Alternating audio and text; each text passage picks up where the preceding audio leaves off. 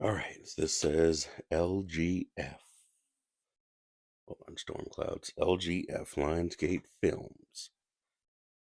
Anyway, okay, so this is my audio commentary for Saw 2. Twisted Pictures. I don't know which version of Saw this is. It's the DVD. The length is 132:47, so probably not the director's cut. If there is a director's cut, I don't know. But yeah, if anyone wants to watch the movie and listen to me talk over the movie, then there you go. Twisted Pictures. So this is I originally had this thing going on where I had Saw. No, it was like a 31-day Halloween type thing where I would actually do one horror movie a day or thriller movie in a sense, and I was going to do all 10 Saw movies. That was like 10 days. Well, this whole month of October, things were just randomly happening, and I just did not have time to do it. So I just couldn't do it. I didn't. So here it is, October 27th. Well, it's like 2 in the morning now, so it's October 28th now. And yeah, 28 days late. But here I am doing that. So I also had this Saw marathon that I would love to do every Halloween every year. And so I figured, why don't I just stack these up, do the 10 movies for like the Halloween thing, and also, watch all 10 movies, do a marathon, do a commentary, something I've always wanted to do. And by pure coincidence, um, this is a 20-year anniversary. And it was the perfect time for me to do this commentary. So now I'm doing it now. So now Jigsaw pops up on the screen. Now you notice that it's channel 3. It says channel 3 and it's a box. Back in the day, for all the younger people, I guess. Back in the day for us, channel 3 was like that transparent channel to where it could tune into it's where we could hook up other external devices or hook up an antenna or hook up a little cable box or whatever. And channel 3 was like that channel that allowed other things to like connect and other frequencies to connect and stuff like that. So yeah. Um Heck, I can probably turn the volume up. All right, so right here, when you see the dude limping right now, we all know in Saw 7 who that was revealed to be. However, the actual actor who did that, who was limping, was the director of the movie. He said that he thought it would be creepy to like limp and be like, oh, it's cryptic. And then later on, there were so many fan theories about the movie, and they were like, oh, um, that would be a perfect idea. That would fits perfectly within the narrative. And in Saw 7, they revealed who that was and why they were limping. But apparently, originally, it wasn't a part of that plan. So, um, for those who, I don't know if I can really spoil a future Saw movie, which, yes, I guess I can, because these movies are going to be very mixed up. Um, oh, so right there, when you see Michael with the head trap right now, or the Venus flytrap. When you see the close up of him sticking the scalpel towards his eye, that eye was actually one of the cap, production members, crew members. All the actors went out for lunch. They all went out on a lunch break, and one of the camera people was like, "Hey, we should do this shot for the director." So when everyone was out on lunch, the camera people went and they did those close-ups. So when you see the close-ups of the eye and the scalpel is actually digitally implanted, and the eye is actually um, a camera person. And they surprised the director with that footage and said, "Hey, here's some footage that we surprised for with you. We surprised you with during your lunch break." The actual closing of that Venus flytrap was not symmetrical, so they had to do some tweaking for it to work. And also, those blades were actually rubber, so when they closed in, they were rubber. Eric Matthews walking down the. Hey, this cop, I believe this cop's name is Oyster Chow or something like that. I believe that was his name. But anyway, this hallway where you see Eric Matthews walking, that was actually that was the studio. That was the studio where they filmed this, and these rooms were just redecorated and painted and stuff like that. But the studio hallways were just props and stuff were added. Oh, I say it seemed like a hallway. Anyway, okay, so now we're on the dock. In the background, you see this hot dog dude giving a hot dog to a customer. Originally, that was the director making another cameo for the movie, but the producers or the studio people were like, "Hey, no, you can't be in here." So they told him that he was not allowed to show his face in the movie. So he was originally supposed to be that background character. Didn't happen. Well then go, Donnie Wahlberg. And there's young Daniel. Daniel was supposed to come back, but he aged and he was unable to come back for future Saw movies. So right here we are in Eric Matthews' apartment, which is funny because I just read the script for Saw 4, the original Saw 4, when Eric Matthews was the main character before he was replaced by Rig, and his apartment was much bigger in the script, from what I can tell. But anyway, so this apartment was actually in the studio and it was just decorated to look like a house. So right here when I do this transition shot when he goes from his apartment and walks to the crime scene, that apartment was actually built at the crime scene. And so that wasn't like a trick camera or anything. It was actually which I would think it was a hidden shot, but no, apparently it was no, this was all one shot, one area. It's not the first time they've done that too. And now here's Eric Matthews talking with Carrie. I remember there was something weird about this scene and how the words were written. I don't remember exactly what it was. And yeah, so right here we see Michael's body. Oh, you know what? I think I remember what it was. The trap that was used. I believe, if I remember correctly, the trap that was used had like a logo or something, and the studio didn't have permission to use that logo or something like that.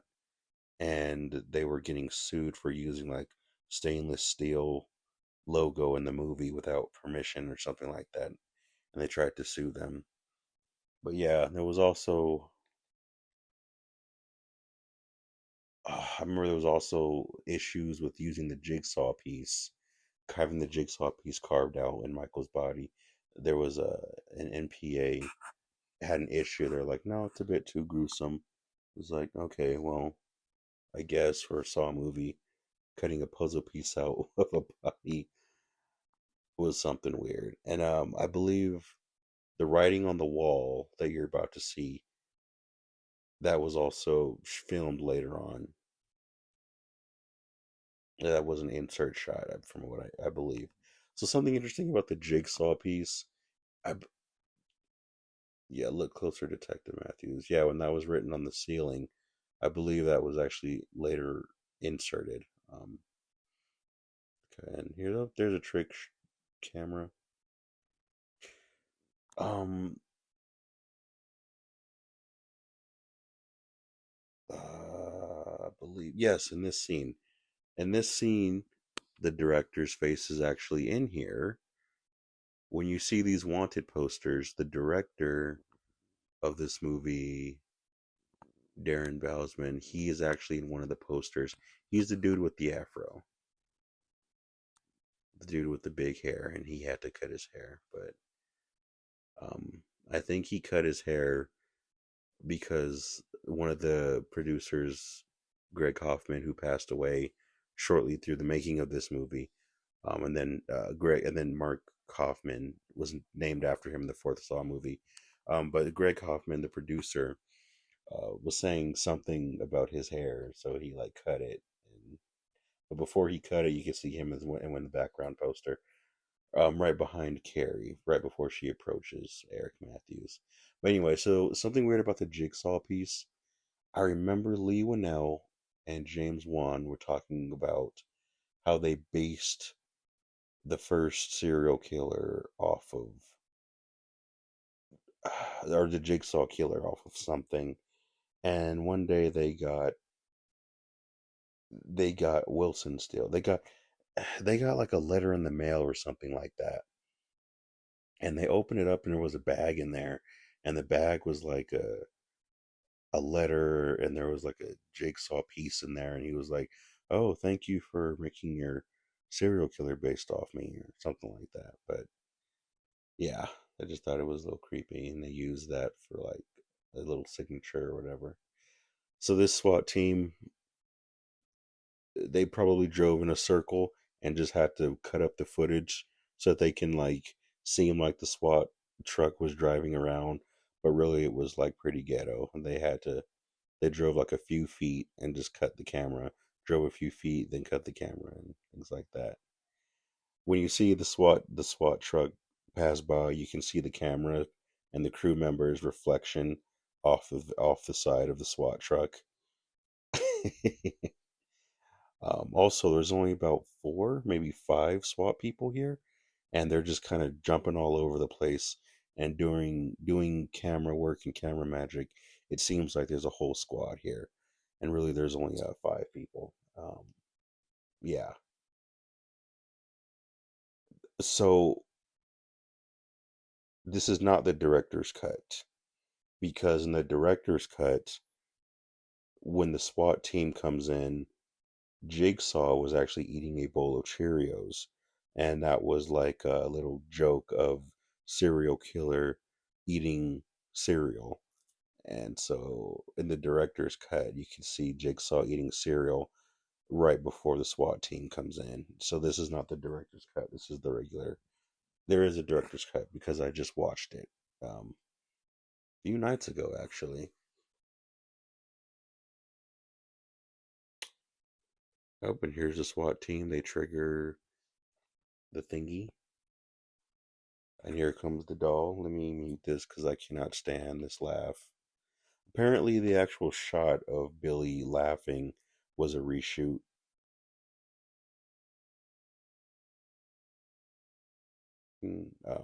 Was a reshoot that happened later, but those SWAT dudes didn't actually see that. They weren't there. Ah, okay. So now you see the wires were electrical and they were like, psh, and they shocked, and the SWAT people fell. Later on in the movie, you see Detective Rigg or Officer Rigg grab the baton and he throws it up against the fence. And he did that to make sure it wasn't electrical, and that would make sense because in this scene, the fences were electrical. So yeah, so yeah, we see a couple of traps that were in Saw 3 and the future Saw movies. There's the jaw trap. That mannequin that actually shows the jaw being ripped open, one of the producers actually made that sculpture, and they just used it for the background of the movie. But you can see a white mannequin and it has the black mouth ripped open.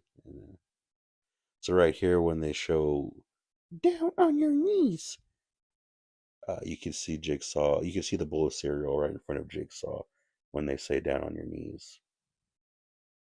But on the director's cut, he was actually like in the middle of eating it. And so the movie begins. So the idea of capturing Jigsaw at the beginning of the movie, there was a bit of a problem with that because they were like, there needs to be a build up. There has to be a build up to catching the villain. There has to be a movie, and there has to be a story, then there has to be a payout at the end of it. And no, the writer was like, or the director was like, you know what? What if, or they were like, what if we did it at the beginning? What if we captured the villain at the beginning of the movie? And they were like, studio was like, no, That's not how movies work. We can't do that because if you introduce the big bad at the beginning of the movie, then there is no build up, and the best part of the movie is already spoiled at the very beginning. And once you have your big thing happen at the beginning of the movie or the beginning of the story, there is no way you can build from there.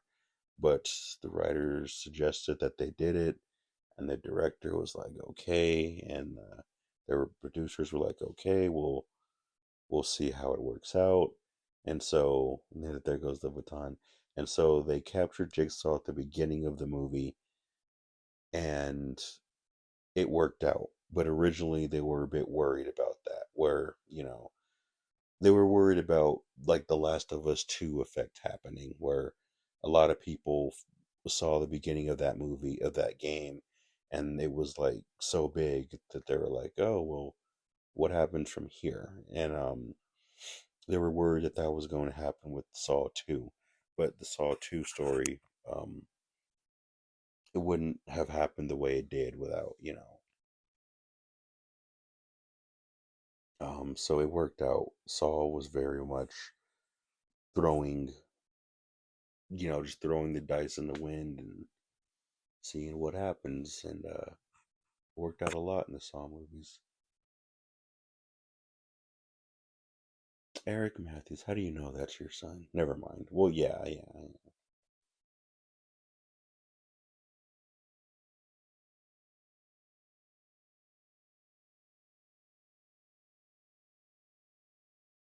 That's your son, Daniel. You remember him, don't you? I love that how Jigsaw was like, I haven't looked at the monitors in quite some time. It's hard to say, but I assume he's in a corner cowering. That was a big hint as to the monitors aren't live. And him saying, yeah, this is past footage that you're seeing. Jigsaw is talking about the poison right now.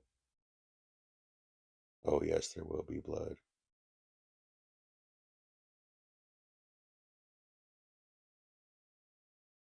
He said, where's my son? He said, he's in a safe place.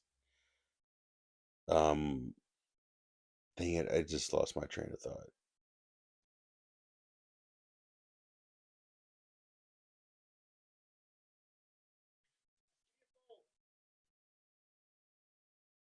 This, I remember this music score that Charlie Clouser uses with the piano.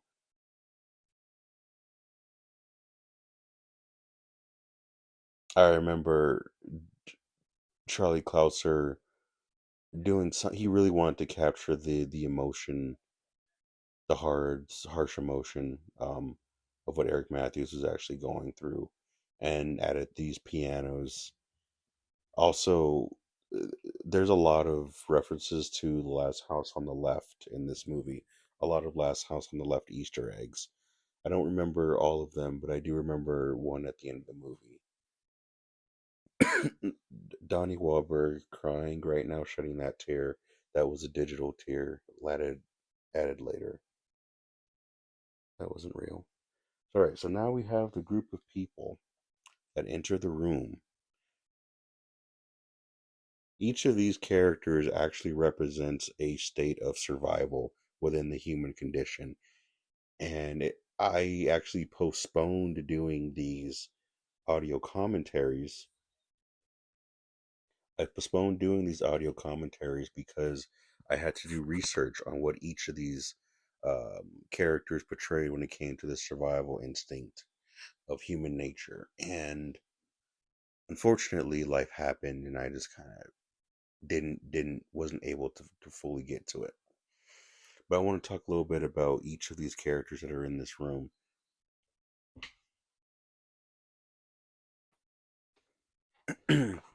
Each of these characters, actually, except for Matt Addison, every other character and the black dude, Gus. No, what is his name? Noah. No, Noah. Is it Noah? Jonas. Jonas. The black dude Jonas. Every other character actually shows up in different Saw movies, except for I believe Jonas and Addison.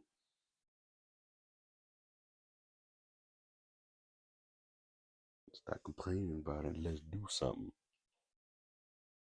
So yeah, you have Albie, he was just the let me just kind of be the mysterious dude.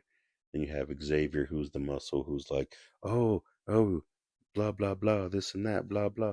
Then you have Daniel, who's just the observer. Then you have Jonas, who is the kind person trying to keep the group together and say, hey, we got to work together to get through this. And then you have, Xavier, who was more of the aggressive, no, I'm scared. I'm about to just beat up anybody who I see to survive this. And then you have Addison, who's actually scared. I don't know what to do. Then um,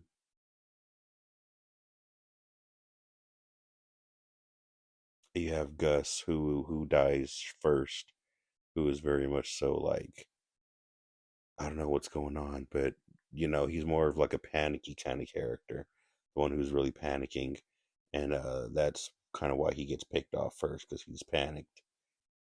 And then we have Addison, who's more of the innocent. I hope we survive this. And then we have what is her name? I'm trying to think of what the prostitute's name was. I'm like not doing very well tonight. And of course, I'm not talking about Amanda or oh, yeah, I already mentioned Jonas. Nope. Uh, so the tape that Jonas plays right now is, of course, not the original tape. The original recording that they're listening to was actually changed because as the movie was changed and altered, so were the certain plot points. So the plot, so the plot, so the plot changed to the plot changed so much that the recordings had to change.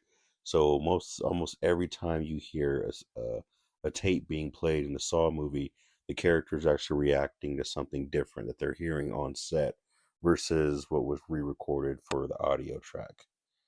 Um, the poison, the poison gas. Well, when you see that shot with the poison gas and it shows the vent has two screws on the right and left side. No one would think anything about that, but apparently that was actually an issue because everything in the room was like painted to give a certain feel, and someone messed up and they didn't paint those screws. So when they filmed that shot, they filmed it before anyone painted those screws, and apparently that actually bothered one of the one of the producers or whatever.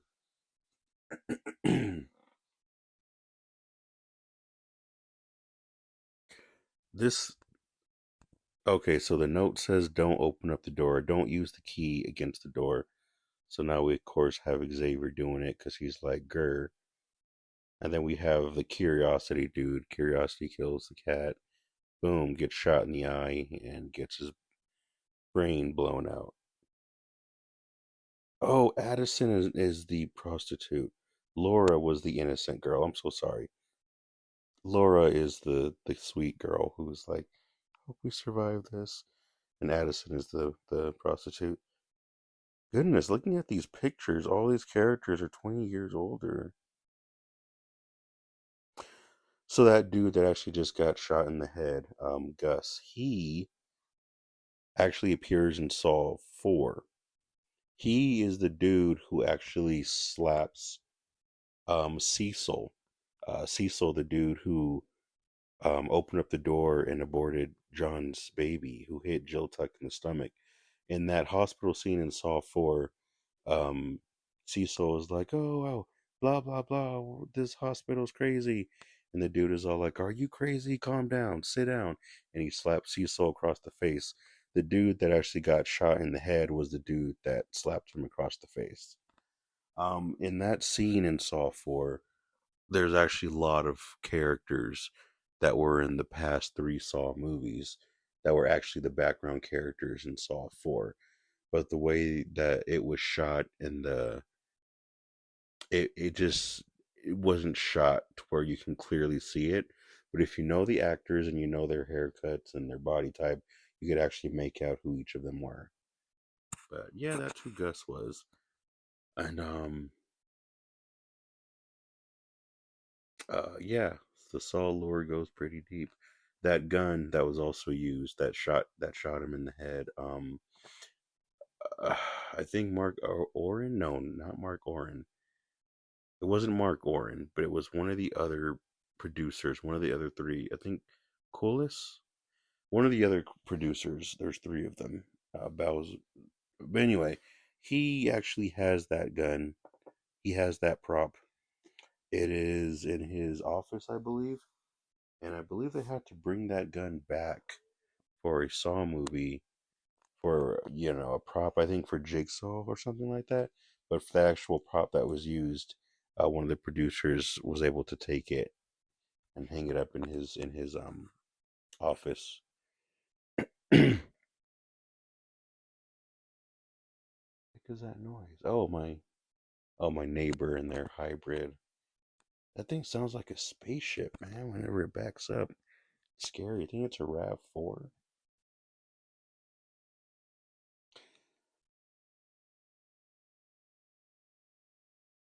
So right here, whenever you see you see Carrie talking with Eric Matthews right now. Eric, or no, Rig and Carrie actually represent the good angel and the bad angel that are talking in Eric Matthews' head. Rig is the dark angel, and Carrie is the light angel. And you see Eric Matthews taking off his vest right now. That's important because that is a theme that I believe was brought into Saw 4 as well. But in this movie, what the director did is started Donnie Wahlberg off with a full set of police clothing. And every time a scene happens, Donnie Wahlberg took a piece of his police clothing off, and that actually represented the journey. That actually represented Eric Matthews losing more of his copness and him going more toward his dark side of his shoulder angel. So by the end of the movie, you see that Mark Wahlberg starts off with his badge and his body armor, but by the end of the movie, you see him with just regular clothes and stripped of all his police stuff. That was a representation of him getting away from his righteousness and falling more into his anger and listening to his inner demon. Um, just in case they had to do reshoots and couldn't get the actor back, the dude that was on the floor, Daniel threw his coat over his head just in case they had to do some reshoots of the movie and couldn't get the actor back. So they were just like, just cover up his head. But of course, in the movie, you don't want to see a headless a dude with his head blown out. So um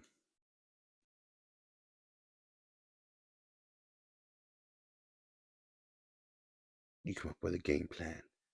I'm getting out of here. Oh yeah, this was also cut out of the director's cut. When you see Obi, he was actually fixing the pictures that were on the wall and straightening them out, and that was cut.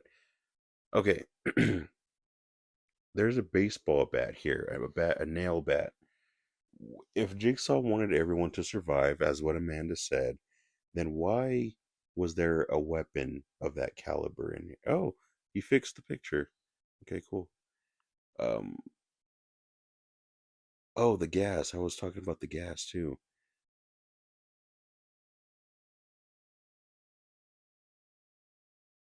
Um, that shot that you see, that camera shot, that was originally a transition that was supposed to be footage for the monitors, but for some reason they just kept it with the original scheme of it staying in the house. But anyway, the nail bat. So originally that bat was used for a dog. There was a rabid pit bull and in the house, and it was chained up, and they had to use the bat to actually kill the dog in order to get the cure for one of the cures away from the dogs. They could use it for the poison. However, Lee Winnell, the writer, understood that there is a such thing in America. There's a entity called PETA, and so he was like, "Yeah, I'm not messing with them. There's a whole animals group, and I don't want to get in trouble with them." So, in order to avoid animal cruelty laws and all that, he completely cut out the whole rabid dog situation. But that's why that bat was actually in there with the nails. I don't remember where that prop actually is today.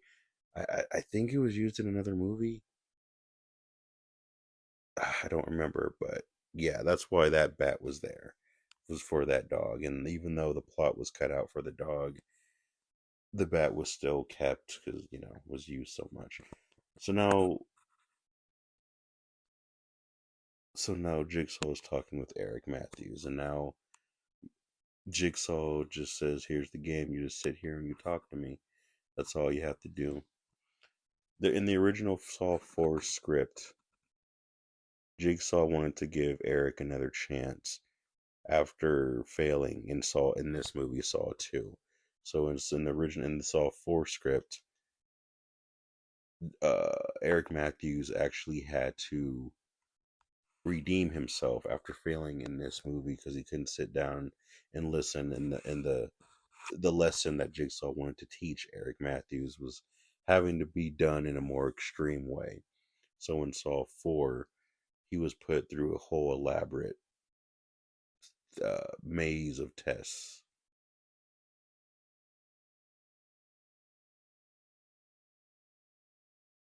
But but yeah. Sorry, they're talking now, so I'm listening.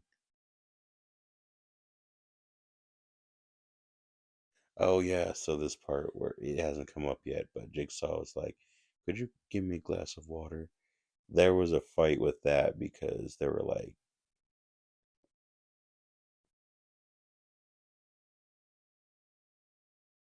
"Why would you do that? Why would he do that?" I think that was actually Tobin Bell's idea.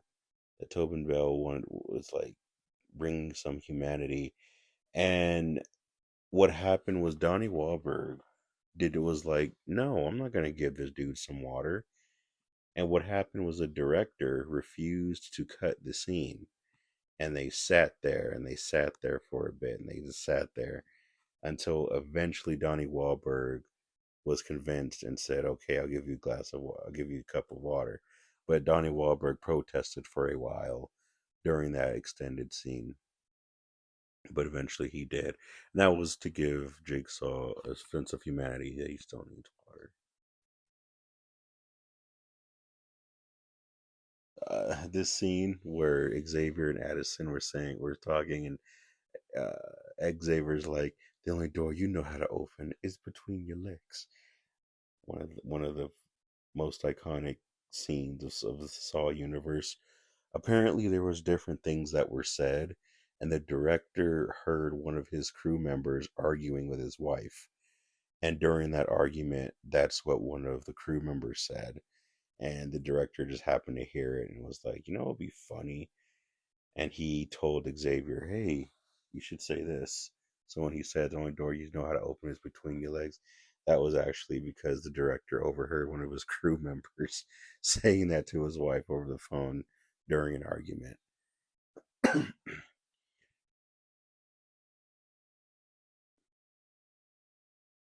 Yeah, so here's Jonas trying to bring the crew back together.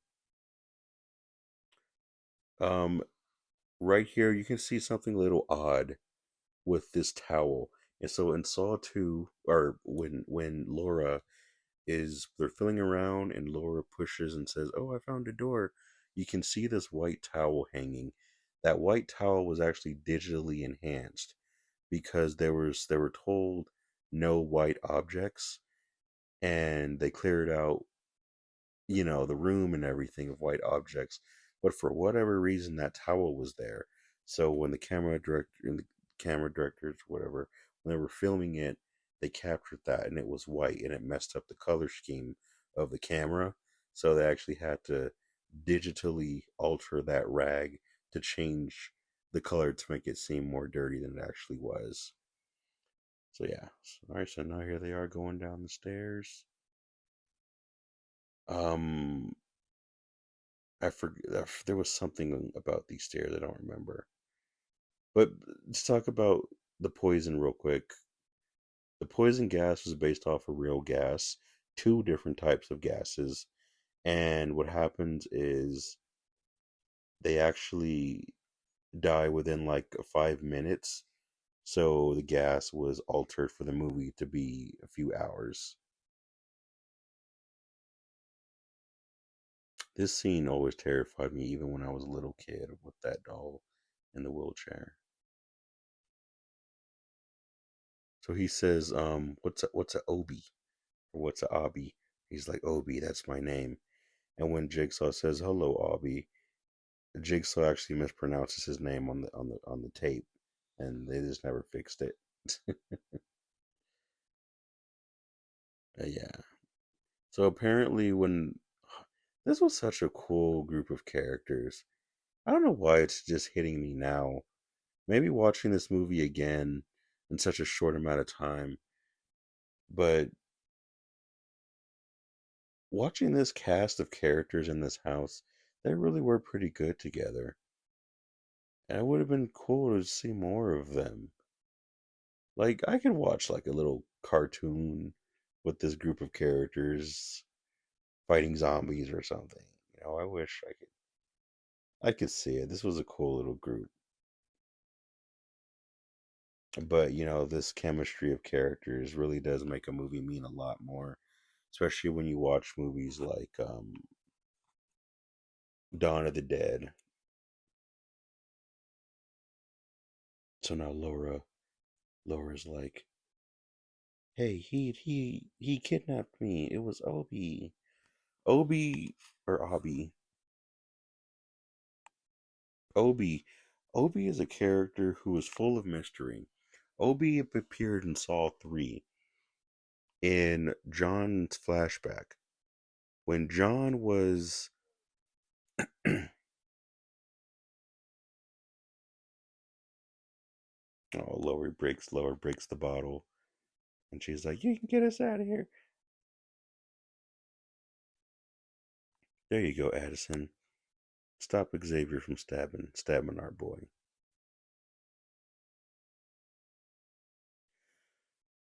So yeah, they said that Obi helped kidnap everyone else. The thing is, it was never actually revealed why. It was never revealed as to why Obi k- kidnapped everybody, why he worked with Jigsaw, why he actually did what he did. And there's the Rambo uh, combat knife. I remember there was actually some kind of reference to that knife, and unfortunately, I don't remember what it was. But this scene, but when the actor grabs a knife and cuts his neck, and he's like, "If you're gonna threaten me with a knife, you might as well cut me a little." Apparently, that wasn't actually scripted, from what I remember. That the actor who played Obi actually did that himself, and was like, but that wasn't actually scripted. So Obi's character is full of mystery. It is unknown why he helped Jigsaw kidnap everybody else. That's a big mystery. What's also a big mystery is in Saw 3 when Jigsaw was getting his brain surgery done. There's a flashback of Jigsaw and Jill Tuck in the park, and Jigsaw had the camera to Jill.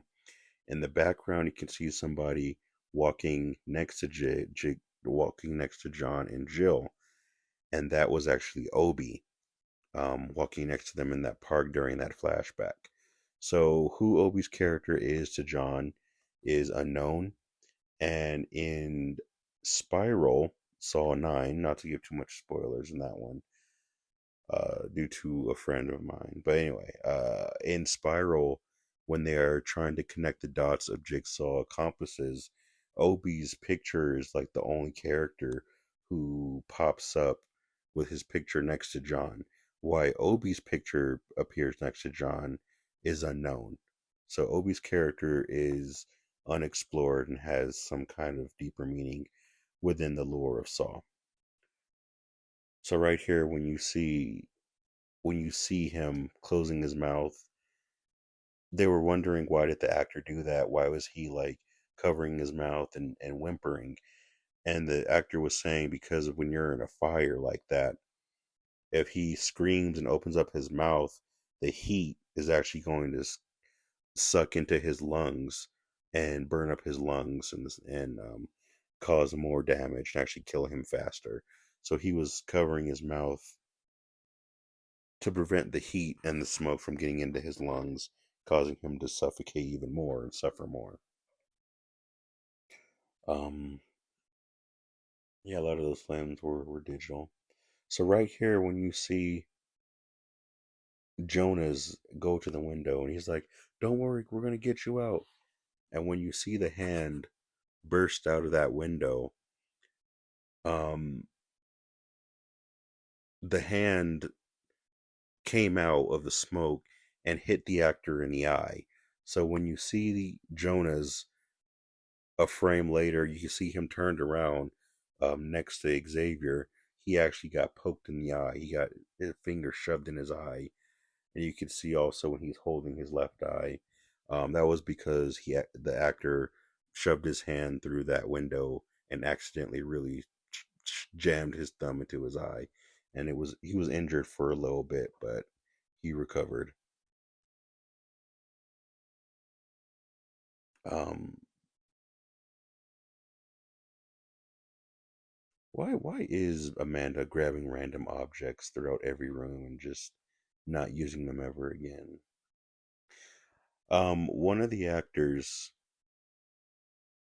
I'm gonna assume it was Addison because she's not here. But every other character, they show every other character, but they don't show Addison. I believe it was because there was one of the crew members when they had to film Opie's death. One of the crew members showed up drunk, and they were just like, "Okay, you're gonna show up drunk to set, so we have to film around that actor." I believe it was Addison because you see everyone else's reaction, but you don't see too much of Addison or Amanda, or so it could be one of those two, perhaps. But yeah, one of them were drunk during that day. So now we see John and Eric talking. There's a quick flash of light that you see. In that flash of light, it shows Jigsaw covering up his face because he's frustrated at the fact that Eric Matthews is not getting the point of the game and he's arguing.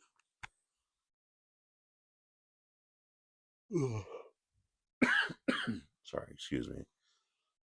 A lot of times when you see these flashes in the Saw movies and you actually pause the correct frame, you could see that these flashes tell a lot about what the character's internal dialogue is, what they're thinking in that moment. That was one of them.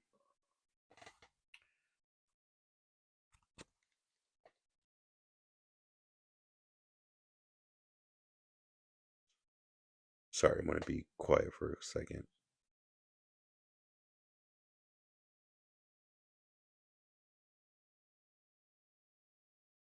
Um, Sorry, Jigsaw was talking about his, if I ever told you the exact time and date that you would die, it would change your life completely.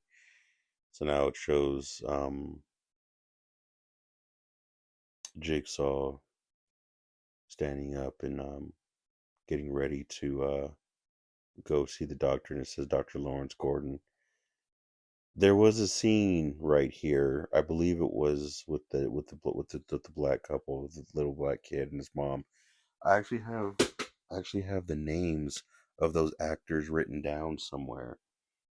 Um, the actress who played the mom, her name was actually changed throughout her acting career. But I forgot, I don't have my book right now that has her name. But I believe in the deleted scene, Jigsaw did a coin trick, and for whatever reason, the director didn't like that, and he got rid of it.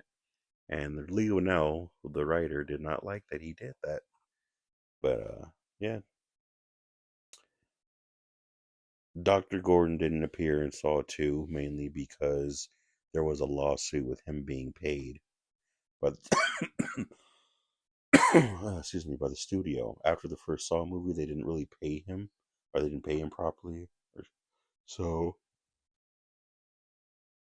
there was a whole lawsuit. You know what was weird? I'm seeing the scene now where the car gets flipped over. It shows Jigsaw's car flipped over when he tried to commit suicide after learning he had cancer. And you see the wheel turning, and I don't know why, but that wheel was very distracting.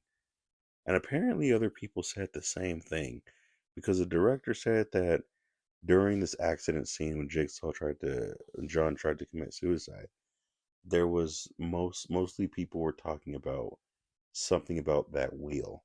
I don't know why it stood out, but even when I was younger and I watched this like 20 years ago, I noticed that there was something weird about that wheel. But anyway, yeah, so there's a oh yeah, so the actor who played Dr. Gordon had a lawsuit with the Saw franchise, and it was ongoing for a while. And they didn't really get it resolved until I believe Saw 5. I believe it was Saw 5 that they finally got it all resolved. And then by Saw 6 they couldn't fit him in there. And then Saw 7, and Saw 8 had their Saw 7 had its thing. But we don't really talk too much about Saw 7 and Saw 7 2. Um uh yeah. So here we have Daniel talking with Laura. Well, you see these characters actually looking up at the ceiling a couple times throughout this movie, and that was because supposedly supposedly there were clocks that were in each room, and the characters had to look up at the clock to see how much time they had to live. So that's why a few times you see characters randomly looking up. And in this scene, when Daniel's talking with Laura, you could see that they're both looking up at the ceiling multiple times. That's because they were both looking up at the clock to see how much time they had left before they died. But that was a side plot line that was ultimately scrapped by the director. Um, don't know how true that is, but yeah.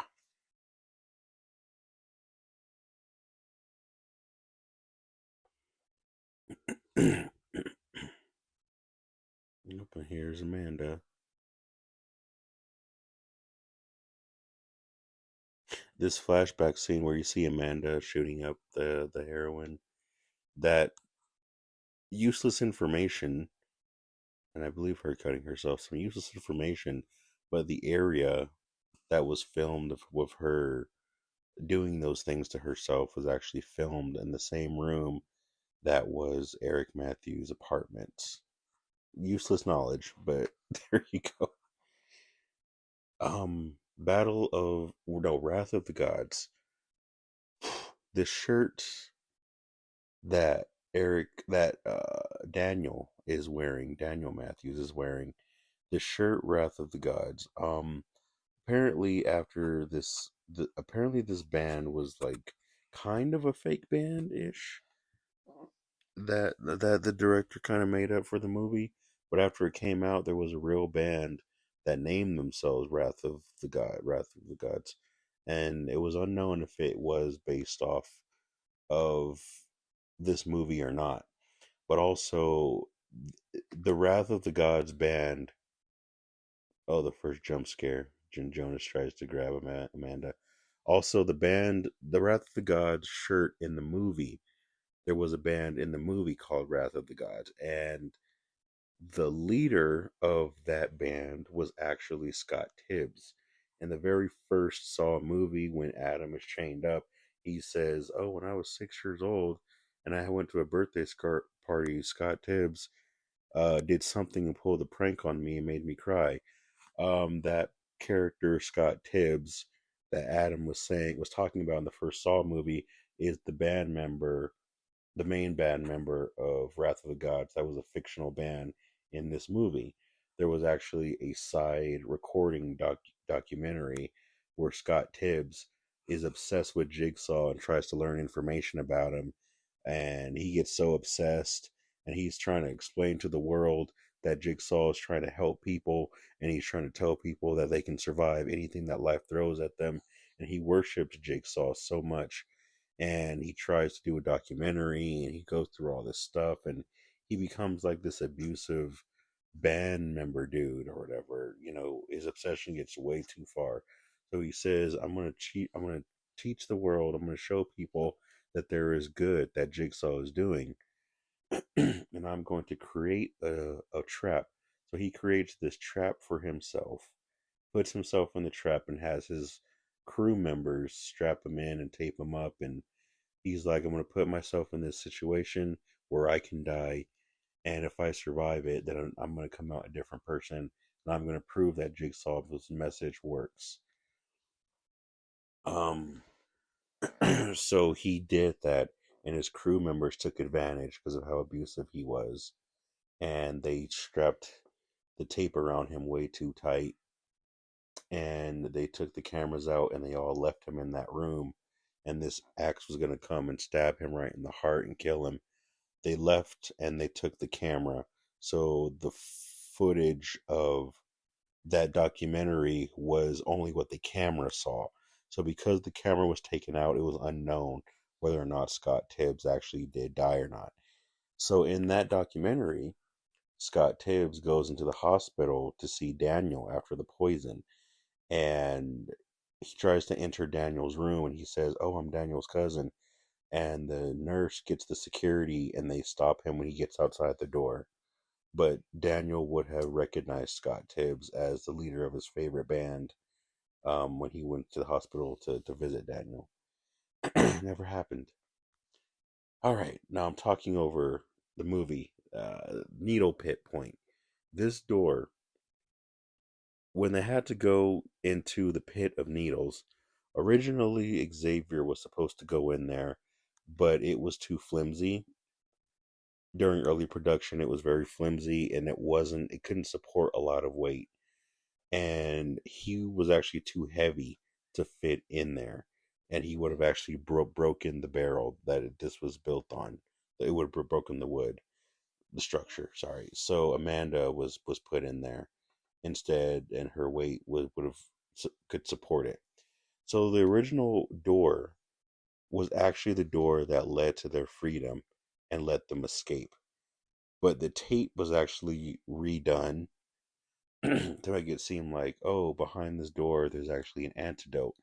Originally, in the original script, it was not the antidote behind that door. It was actually the door to leave the house, and they all were able to get their freedom and leave.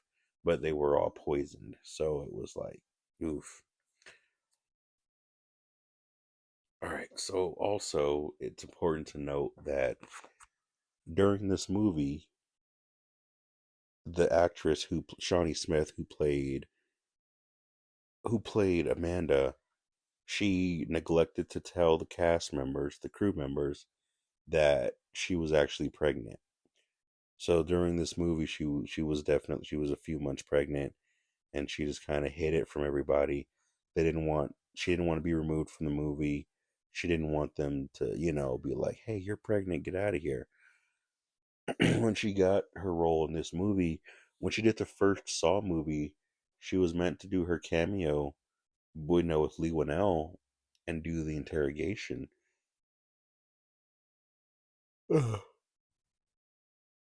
Sorry, she was supposed to do the interrogation, and after that, she was supposed to leave. There was no plans to bring her character back. But when they did this house scene, oh, I wish I could go back. and see the back of Xavier's neck.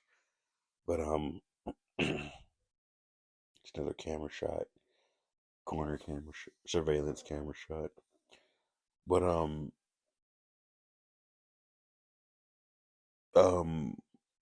yeah, she wasn't supposed to come back, but then the director was like, we should maybe have a character who is more familiar with all of this stuff that goes on. So they were like, well, we should bring Amanda back, the Amanda character. So they brought her back, and luckily she didn't tell them that she was pregnant. Otherwise, she wouldn't have been back in this movie.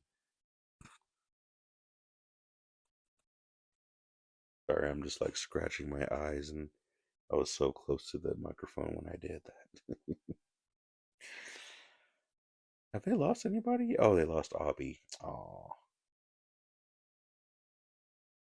the only thing you people have in common is holding me back. Yeah, see, I don't see the number in the back of Xavier's neck. I think I just missed it.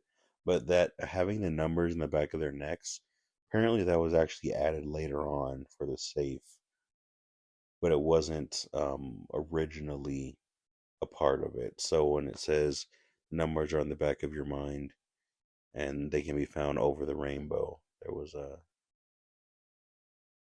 It's all right. So now we're back with Eric Matthews, and here's his angels talking, Rig and Carrie.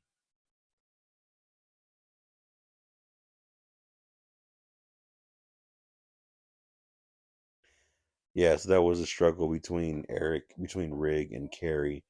Is Rig was the shadow, and Carrie was the light of Matthew's internal dialogue.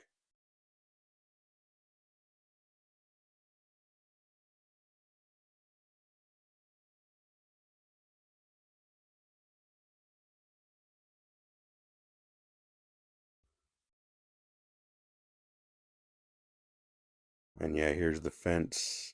I believe there was also another music. There was some kind of a musical addition that happened with that too, with when Eric Matthews was behind that the fence. These papers, from what I understand, these papers actually weren't originally in this room. Eric, so these papers were actually re-added just so that they can be destroyed. There were just drawings and things like that. Some of them are still good and taken by the director and some of the crew members, the ones that didn't get torn or destroyed. Also,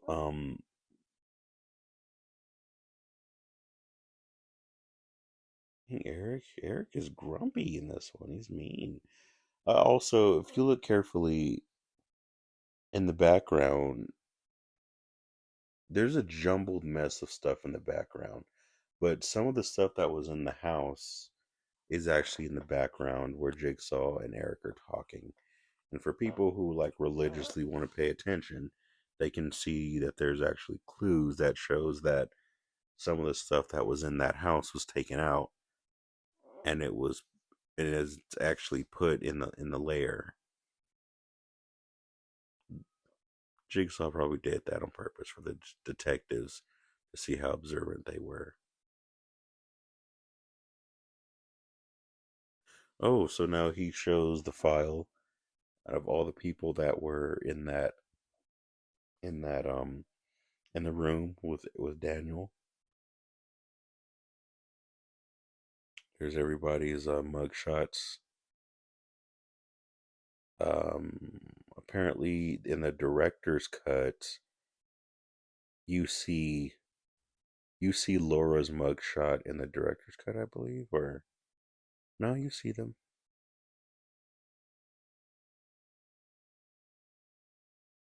Yeah. Um, for Eric Matthews.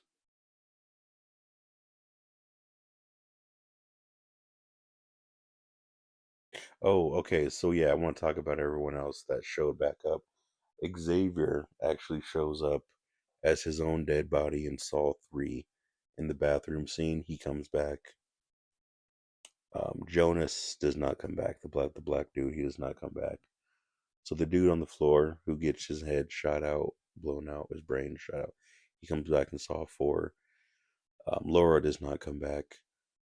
Addison comes back in Saw 4.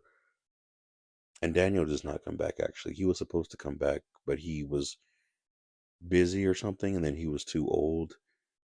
He aged very quickly, and he like hit puberty or something, so they were unable to bring him back or something like that for future Saw movies. But they brought back another character. Yeah, well, you see Jonas come into the room and throw up. Originally in the director's cut, you see him throwing up a lot of blood. He apparently was throwing up pieces of his internal organs because the real gas, deteriorates organs and mushifies them. So right here, when Jonas was actually throwing up in the director's cut, a lot more blood came out, but also there were supposed to be like chunks of internal organs that he was throwing up.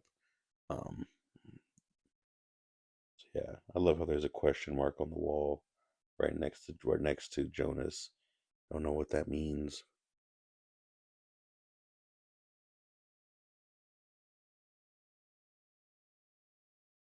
Oh,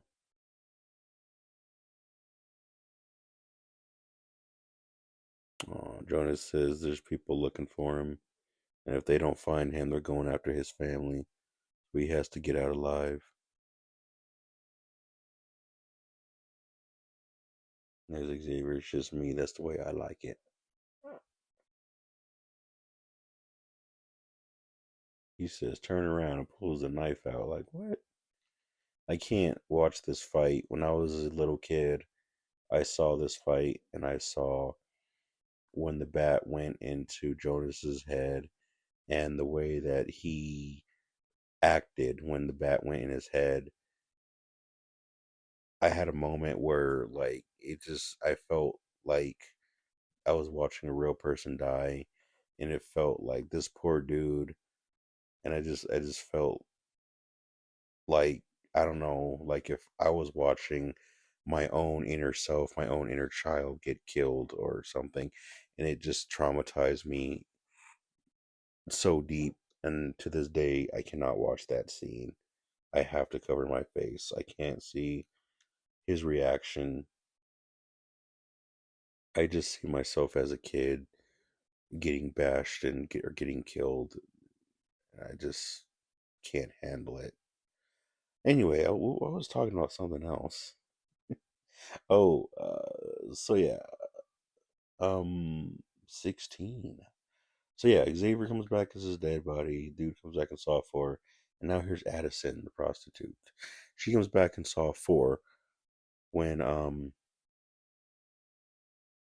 oh, Gus and Obi died. Okay, so now Gus, Obi, and Jonas died, and now here's Laura.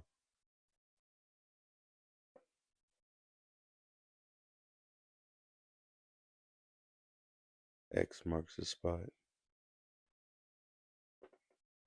Poor Laura. I don't think any of these characters actually got the cure.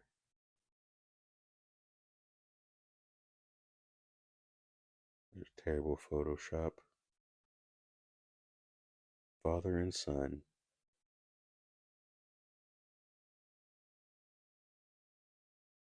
Uh oh.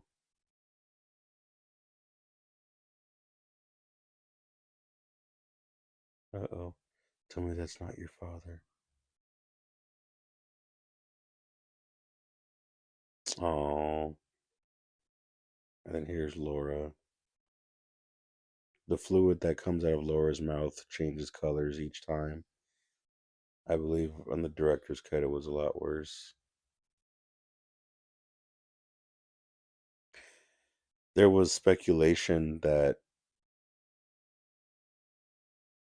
Amanda actually snapped Laura's neck and actually killed her in that moment. And there was a lot of fans who were speculating that, and the director did not give an official if that was true or not. That would say a lot about her character, but it could go either way. And when I was younger and I first saw this movie, I wondered that myself. It seemed like Amanda killed Laura because, out of like, I don't want this girl to suffer. She's too innocent, and these people don't know what they're doing, or something. So she actually kills her in that moment. Personally, think she did. I feel she did.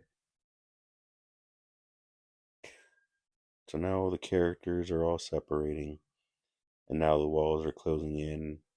It's getting claustrophobic. Opie has number 11. And now Amanda's like, we gotta go.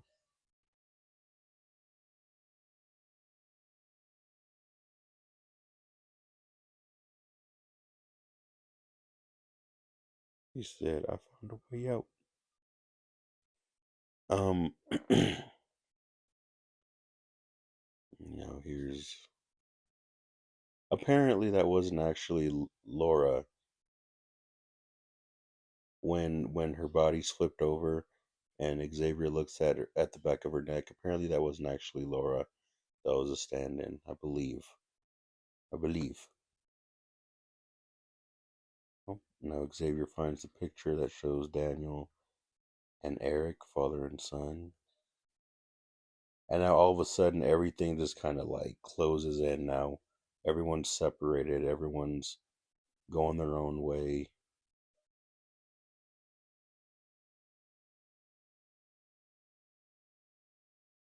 I don't know why he's saying Frankie.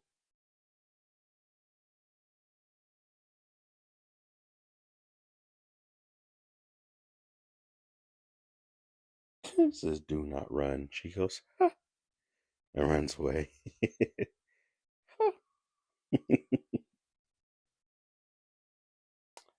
Oh, and now here's Eric Matthews putting his gun in the back. And now you see Rig looking at Eric because Rig is Eric's devil side. And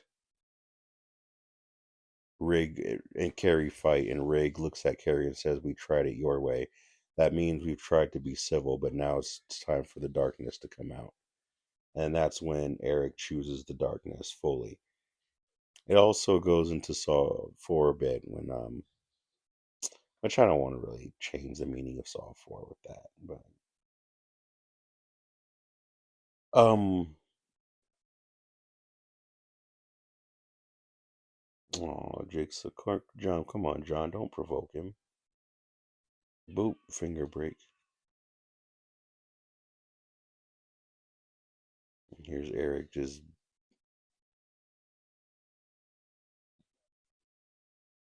here's Eric just beating John senseless.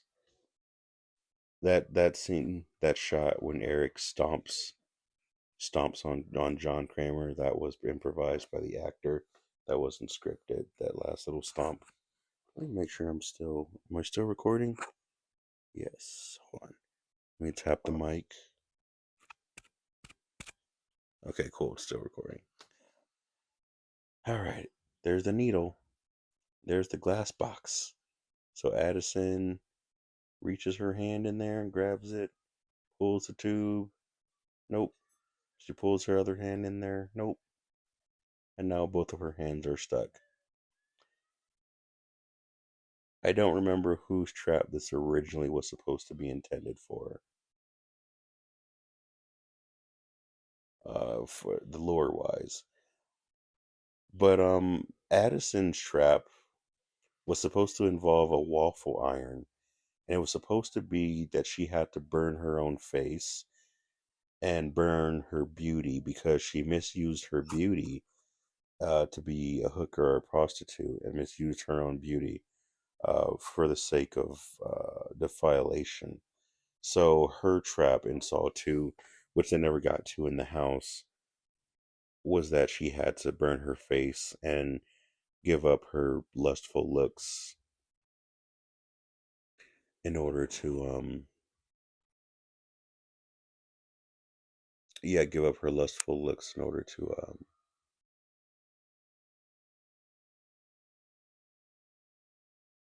yeah, do that.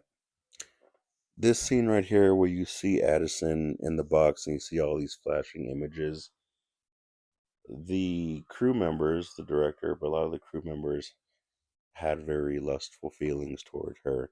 And a lot of those shots that were taken were sensual and sexual shots.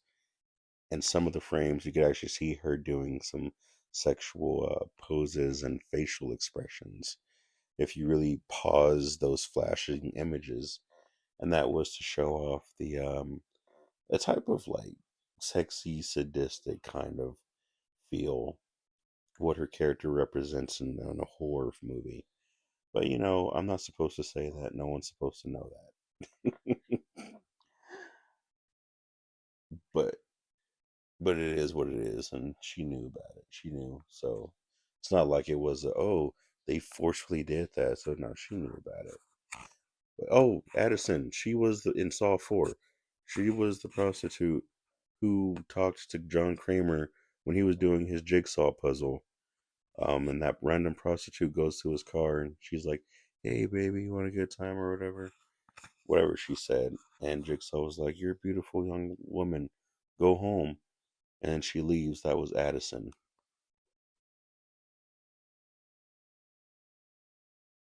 So,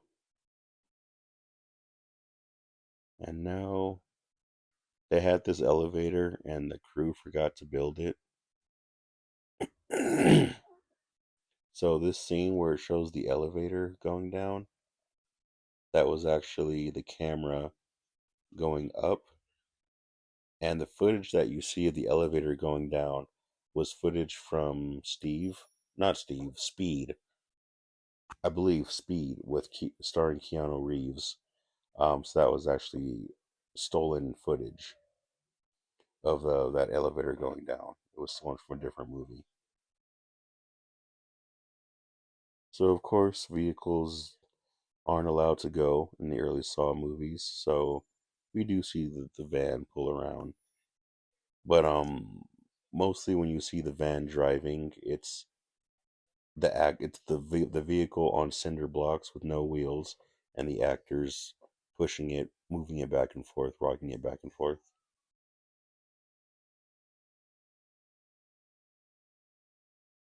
And then we have Eric smacking Jigsaw. This movie really did escalate pretty quickly. The MP5s. And yeah, here's Charlie Clouser with his music, making his beautiful music. Um, let me see. Let me see. Ah, sorry. Let me see if I can find my notes because okay.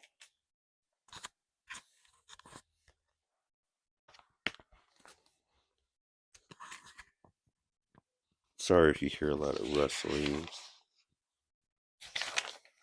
Where is it? Here it is. Oh well, yeah. There's the okay. So with the hospital, the mother was named Lynette Robinson, but now her name is Lynette Doherty, and her son was named Kofi Payton, Kofi Payton. Yeah, but anyway,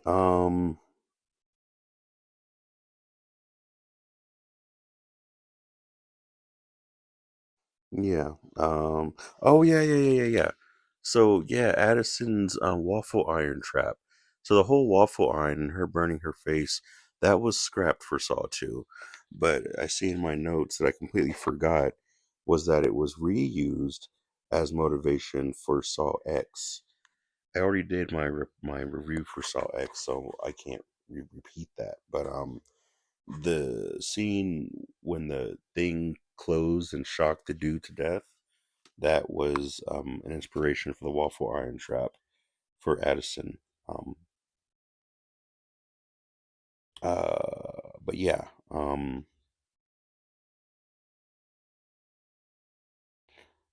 oh, the nurse's name.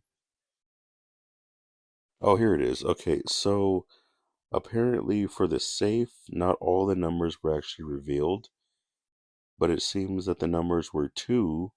There were seven numbers. One, two, three, four, five, six, seven. There was two, and there was an absent number. Daniel and Daniel or Amanda had the second number. Most likely it was Daniel who had it, but their number was never revealed. So the first number was two, absent number 16, 11, 9, 81, and then 18. For anyone who cares to know what the safe was. Um, the wooden door. Sorry, my pen keeps tapping against the mic. The wooden door that Amanda and Daniel just went into. When you open it, it's actually like a little space. There's not an actual way to walk down any steps. It's like a little empty floor. So that's why whenever they opened it, it opens up right instead of opening up left. And yeah, here's Charlie Clouser throwing in some detuned, some messed up, piano notes. This scene where Eric Matthews looks down at Laura's body, apparently that wasn't actually Donnie Wahlberg because he wanted to work with Laura because he thought, whatever, he wanted to work with Laura, but she wasn't available. So the woman laying there was like a body double for Laura's character who died. And Donnie Wahlberg, sorry, was like no, I want to work with the real girl. So he refused to do that scene. I don't know if he was actually joking or not, but he said he refused to do that scene.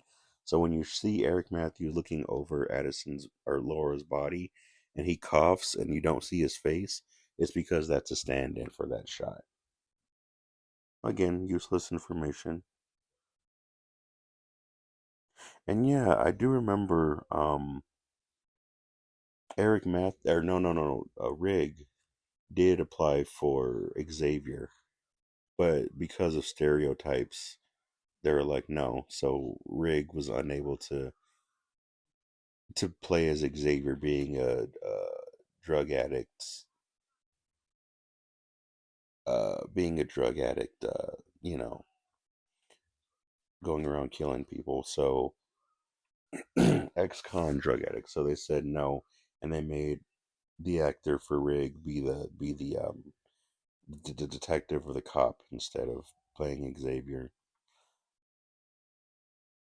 I know a random time to bring that up, but I'm actually looking at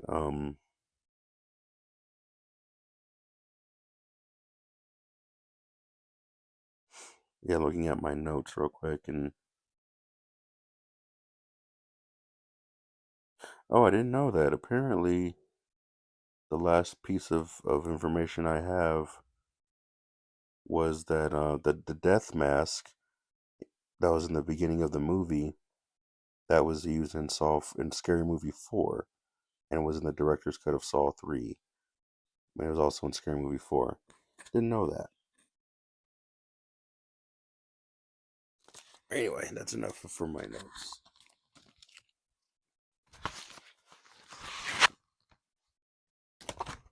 Dun, dun, dun.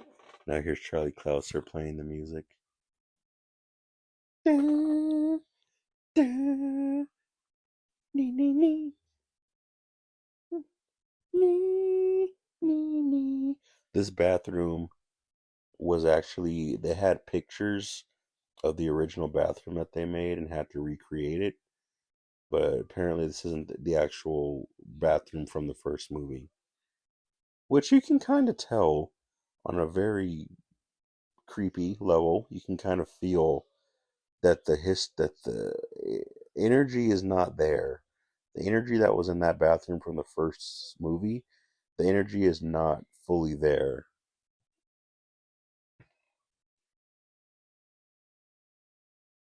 In this room.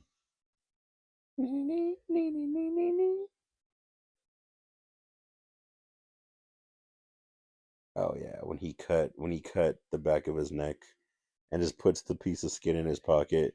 That was the actor who did that. The actor was like, just put it in his pocket.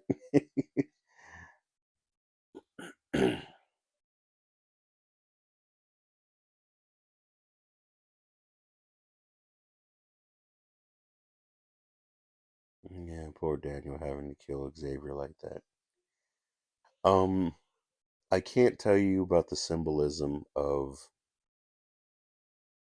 Xavier getting kicked in the eye, in the left eye, and then Gus getting shot in the eye, um,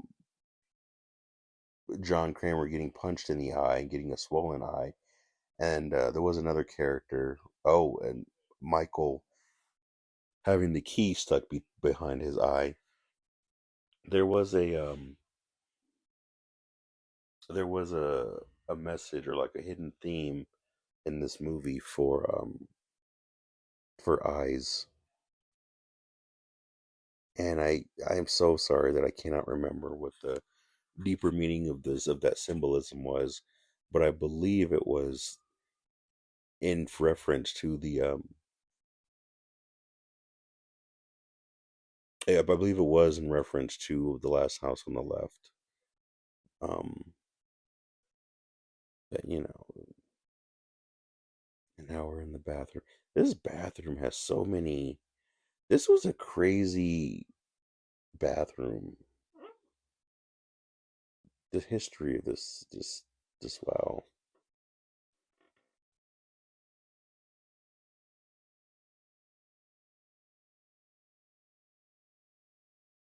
There's Mark Wahlberg.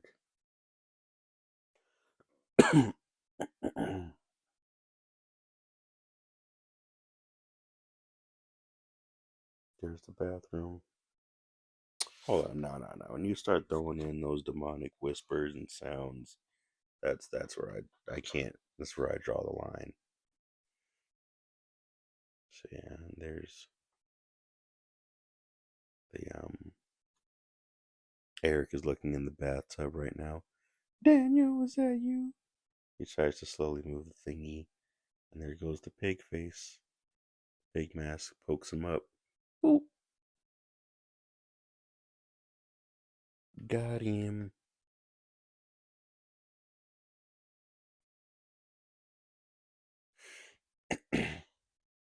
Oh no. And now there's the countdown to 0. There's the reverse image from the shot from earlier. They just redid the shot and speed it up. Oops.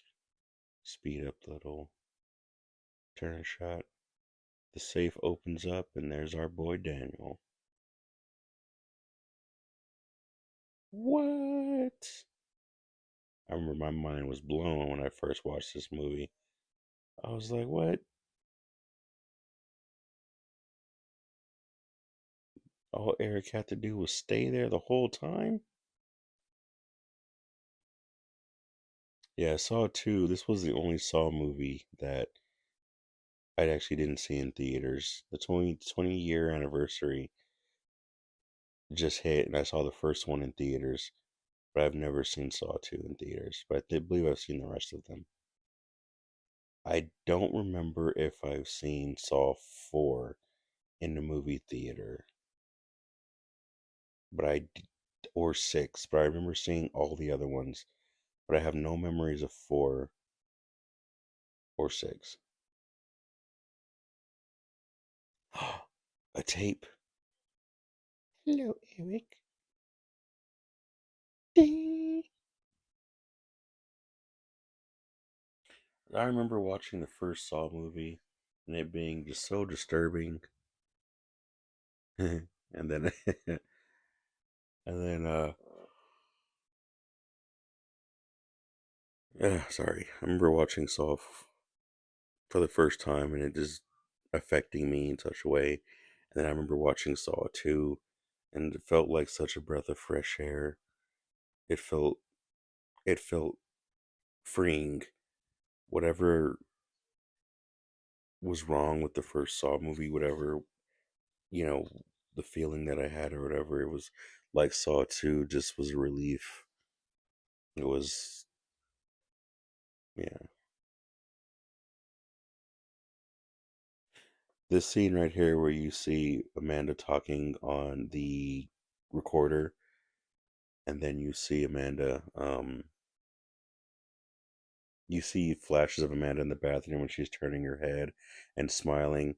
Those were pictures of her joking around with the cast members on set when they were filming. And what happened was, for hardcore fans, they knew that that was like stock footage, or that was just footage of her joking around and smiling with the crew members. And they just used that in the real movie for the flash images. They actually redid it in Saw X. Saw X was full of Easter eggs that only hardcore fans would know about. And when she was going around, and when she captured the dude at the hospital, and she takes the mask off or whatever, you see her smiling, and you can see that they use stock footage of her once again joking around behind set in Saw X. That was a little Easter egg or reference for which they did in Saw 2.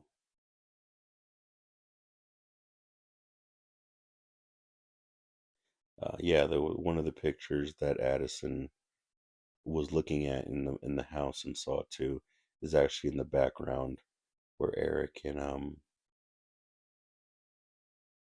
John were talking. Game over.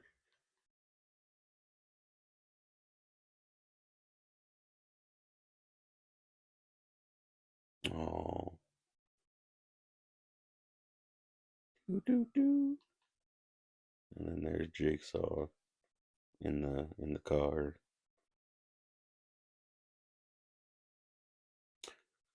And yeah, Jigsaw got beat up. Is he alive? Who knows?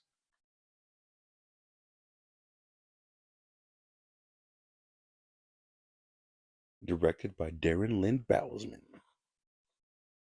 Written by Darren Lynn Bousman and Lee Winnell.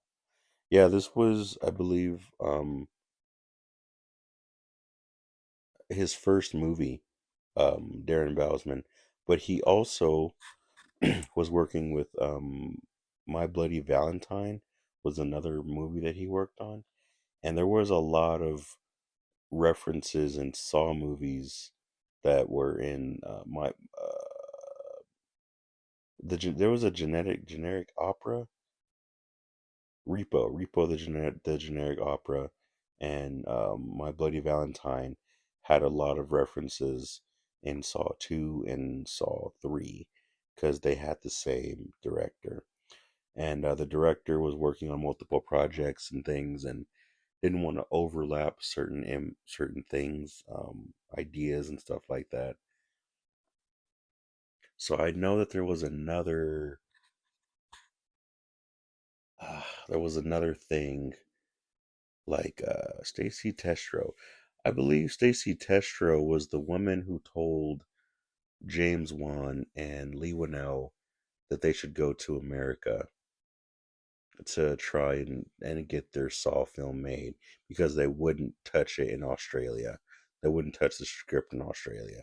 So I believe that's why her name always pops up in every Saw movie with Lee Winnell and James Wan as a executive producer. Um, it says here that the editor of this movie was Kevin Gruder. Kevin Gruder has been the editor for these Saw movies since the first Saw movie, and I believe Kevin Gruder, Gru, Turt, sorry, he was actually the first. Um, he direct his first Saw movie that he directed was Saw 5, so he was the editor for the first four Saw movies, and then Saw 5, he did his first actual movie. I don't remember what other movie Kevin directed. Maybe he did another Saw movie other than 5. Might have been 6 actually, and maybe 7. But yeah, I was saying I forgot what I was saying. I apologize. Before that,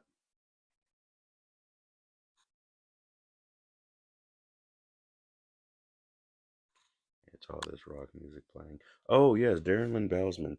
So yeah, there was a lot of reference. Oh, it's yeah, the end credit music are playing. But yeah, thank you guys for actually listening to this. But yeah, Darren Lynn Bousman, he was writing something, and when he was writing this movie, he felt like the DNA of this movie really clashed with what Saw was about. So Darren Lynn Bousman and Lee Winnell came together and threw their ideas together and smashed their scripts together and made Saw 2. But the original Saw 2 script was a completely different movie, and I am sorry I do not remember what the name of that movie actually was at the moment. Um, but yeah, Darren Lynn Bousman took that script from that other story, and yeah, so Repo, the generic opera, had a lot of influence in this movie, as well as My Bloody Valentine or something. I think it was My Bloody Valentine. And certain ideas were being stacked and reused, so certain ideas in the Saw movie were changed for My Bloody Valentine, but also my I keep saying My Bloody Valentine. I think that's the name of that movie. But that movie, some things in that movie were altered because they were used in the Saw 2 and Saw 3. So, movies kind of influenced each other. But yeah, um, almost there.